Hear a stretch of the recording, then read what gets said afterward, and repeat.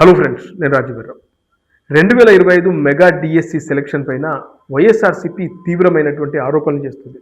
ముఖ్యంగా సోషల్ మీడియాతో పాటు మెయిన్ స్ట్రీమ్ మీడియాలో ఈ మెగా డిఎస్సి పైన పెద్ద ఎత్తున ఆరోపణలు, విమర్శలు చేస్తూ ఇదంతా ఆంధ్రప్రదేశ్ గవర్నమెంట్ చేసినటువంటి తప్పిదం, ముఖ్యంగా రాంగ్ సెలక్షన్స్ జరిగాయని చెప్పేసి పెద్ద ఎత్తున వీళ్ళు ఓ ప్రచారాన్ని అయితే జనాల్లోకి తీసుకెళ్తున్నారు. దీనికి సంబంధించి ఇప్పటికే 2-3 సార్లు వాళ్ళు క్లారిటీ ఇచ్చే ప్రయత్నం చేశారు. అయినా కూడా ఈ విమర్శలు, ఈ ఆరోపణలు ఆగడం లేదు. అయితే నిన్న విద్యాశాఖ కమిషనర్ తమీం అన్సారియాతో పాటు షాప్ ఎండి భరణి గారు కూడా ప్రెస్ మీట్ పెట్టి ఈ వైఎస్ఆర్సీపీ చేస్తున్నటువంటి తప్పుడు ప్రచారాలకు ఒక క్లారిటీ ఇచ్చే ప్రయత్నం అయితే చేశారు. కొంతమంది అభ్యర్థులకు అన్యాయం జరిగిందని వైఎస్ఆర్సీపీ చేస్తున్నటువంటి ఆరోపణలకు క్లారిటీ ఇచ్చారు. అవి ఏంటంటే, ఏకాంబరం అనే అభ్యర్థి, ఇతని జిల్లా చిత్తూరు, సోషల్ స్టడీస్కి సంబంధించి ఆరోపణ ఏంటంటే సర్టిఫికేట్ వెరిఫికేషన్ పూర్తయినా ఉద్యోగం కేటాయించలేదు అని. దీనికి వాళ్ళు ఇచ్చినటువంటి వాస్తవం అండ్ కౌంటర్ ఏంటంటే, చిత్తూరు జిల్లాలో బీసీడీ కేటగిరీ కింద 7 ఖాళీలు ఉన్నాయి.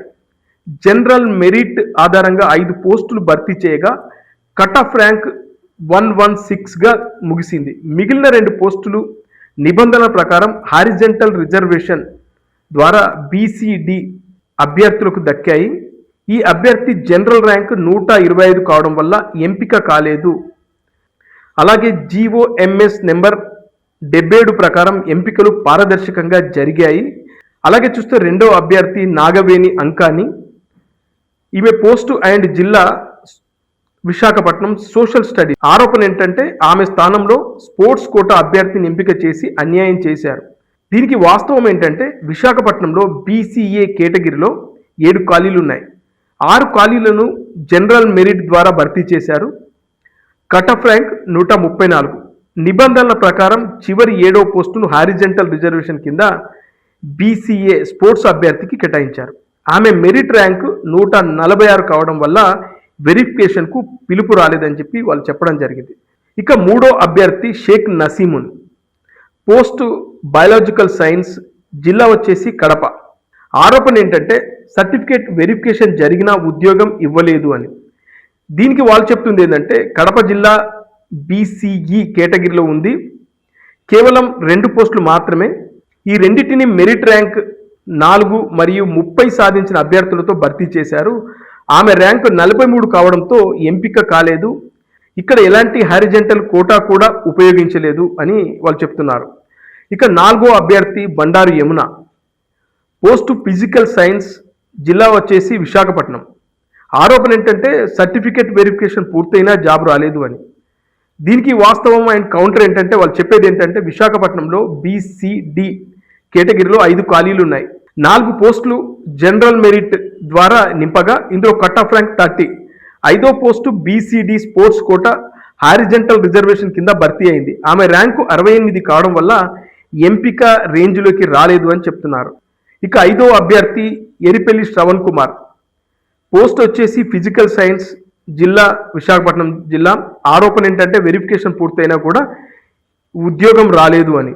వాస్తవం ఏంటంటే, విశాఖపట్నంలో బీసీఏ కేటగిరీలో 4 ఖాళీలు ఉన్నాయి. జనరల్ మెరిట్ కింద 2 పోస్టులు, కట్ ఆఫ్ డేట్ 31. మహిళా కోటాలో 1 పోస్టు ర్యాంకు 114.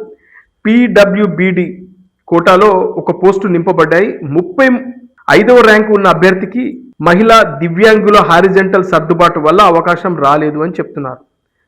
ఇలా దాదాపు 28 మంది అభ్యర్థులకు సంబంధించినటువంటి వైఎస్ఆర్సీపీ చేస్తున్నటువంటి ఆరోపణలు, దానికి సంబంధించినటువంటి వాస్తవాలను నిన్న విద్యాశాఖ కమిషనర్ తమీం అన్సారియాతో పాటు షాప్ ఎండి భరణి గారు కూడా నిన్న ప్రెస్ మీట్ పెట్టి చాలా క్లారిటీగా దాని వెనుక ఉన్నటువంటి వాస్తవాలు ఏంటి, ఈ వైఎస్ఆర్సీపీ చేస్తున్నటువంటి ఆరోపణలు, దీనికి పూర్తిగా చెక్ పెట్టే కార్యక్రమం అయితే చేశారు.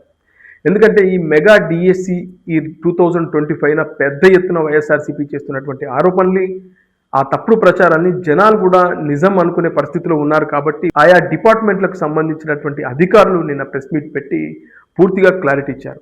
నిజానికి వైఎస్ఆర్సీపీ దేన్ని రాజకీయం చేయాలి, దేన్ని రాజకీయం చేయకూడదో వాళ్ళకు అర్థం కావట్లేదు. ఈ మెగా డిఎస్సికి సంబంధించినటువంటి అర్హులైనటువంటి అభ్యర్థులు కానీ మళ్ళీ మెగా డిఎస్సికి ప్రిపేర్ అయ్యే వాళ్ళు కానీ ఇప్పుడు పానిక్ అవుతున్నారు, భయాందోళనకు గురవుతున్నారు. వీళ్ళు చేసేటువంటి కామెంట్లు కానీ ఆ పోస్టులు చూస్తే ఏదో అన్యాయం జరిగిపోతుంది, ఈ కూటమి ప్రభుత్వం ఏదో రాజకీయం చేస్తున్నారు, అర్హులైనటువంటి అభ్యర్థులకు కాకుండా వేరే బయట వాళ్ళని తీసుకొచ్చి పెడుతున్నారనే విధంగా వాళ్ళ పోస్టులు చూస్తూ ఉంటే నిజంగా ప్రిపేర్ అయ్యే వాళ్ళు కానీ ఎలిజిబుల్ అయినటువంటి అభ్యర్థులు కానీ నిజంగా టెన్షన్ పడతారా? ఆ మాత్రం సోయి ఉండదా రాజకీయ పార్టీలకు? ప్రతిదాన్ని రాజకీయం చేయాలనేది చాలామంది మాట్లాడుతూ ఉన్నారు. అందుకే కూటమి ప్రభుత్వం దీన్ని చాలా సీరియస్గా తీసుకొని ఆయా డిపార్ట్మెంట్లకు సంబంధించినటువంటి అధికారులు వాళ్ళు బయటకు వచ్చి వాళ్ళు ప్రెస్ మీట్ పెట్టి క్లారిటీ ఇచ్చే ప్రయత్నం అయితే చేశారు. ఇక వైఎస్ఆర్సీపీ చేస్తున్న తప్పుడు ప్రచారాన్ని తిప్పికొట్టాలని కోరుతూ మెగా డిఎస్సి 2025 ఉపాధ్యాయులు కదం తొక్కారు. కడప, అనంతపురం నుంచి భారీగా చేరుకున్న టీచర్లు కర్నూలు కొండారెడ్డి బుర్జు నుంచి జెడ్పీ కార్యాలయం వరకు ఆత్మగౌరవ ర్యాలీ నిర్వహించారు. ఉపాధ్యాయుల నియామకాలపై కుట్రలు చేయొద్దంటూ ప్లకార్డులు ప్రదర్శించారు. వాస్తవాలు వివరించిన తప్పుడు ఆరోపణలు చేస్తున్నారని మండిపడ్డారు. కుట్రలు చేసిన వారికి గుణపాఠం చెప్తామని హెచ్చరికలు కూడా జారీ చేశారు.